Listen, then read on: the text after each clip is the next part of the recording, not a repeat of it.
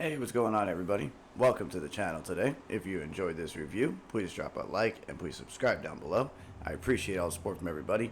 And we have a plain old Nike box in front of us, but by the title, this is a pretty special pair. I'm really happy to have these in hand. Old school style Nike box with the cardboard half exposed, and then this interesting design right there in the orange.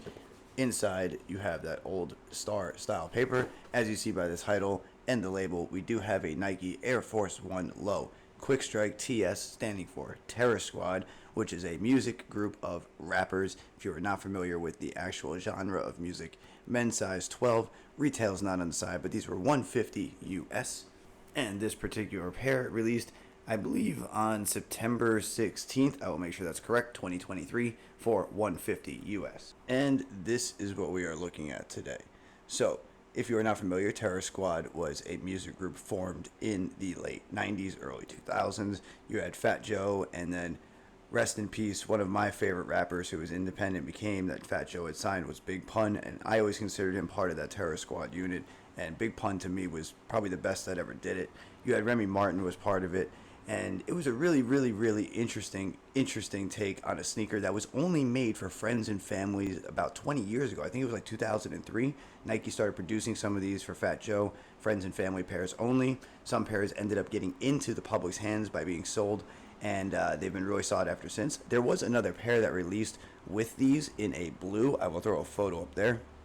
And because of the history of this shoe, the hype that was originally around it, and people that grew up at the time that I did, late 90s, if you were a teen anytime in the late 90s or early 2000s, they probably had a big impact if you listen to rap. So for me, being from that area and New York, this is big on, for me, my childhood, and yeah, it's something I really appreciate. So we have a simple colorway though, black and white, all predominantly leather on the upper, a little perforated white leather on the toe box, some black flat leather going across here, and the leather quality is not bad at all. I'd say it's pretty good, but there is some little extra hints that give it a little more luxurious appeal. So we have black leather eyelets, flat white leather, black flat leather swoosh.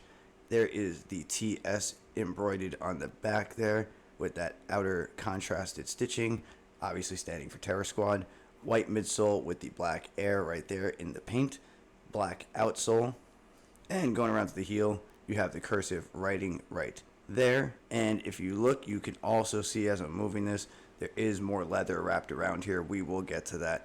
Leather on the back heel tab and leather striping down here. All leather blocking on the medial side. So like I said, materials don't change, but I would like to point that out. This is also a nice stitch job. It doesn't have that same contrasted outer stitching like down here, but it is a nice embroidery on the leather. It does look good.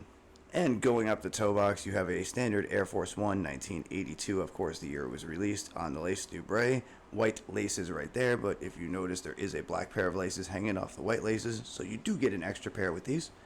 And this is what I was talking about with all the leather. So you have leather going up the whole tongue. There is no nylon. It is a straight all leather tongue in black.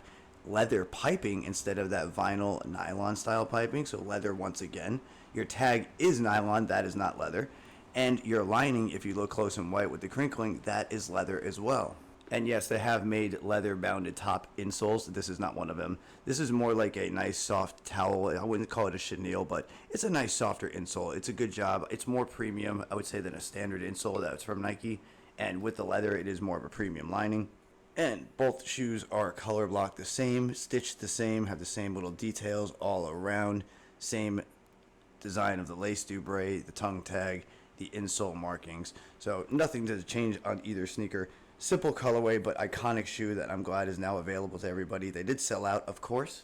I shouldn't be surprised. I don't know why I was a little bit when I saw them doing like $50 over retail at my size, but hey, that's what happens. But I ended up getting a pair from Sneakers for Retail, so I am happy. Let me know what you think of these down below. Do you remember when these first released in the fans and family and you saw them maybe around websites or in Nike Talk you heard about them? If you're old school, you probably heard about that.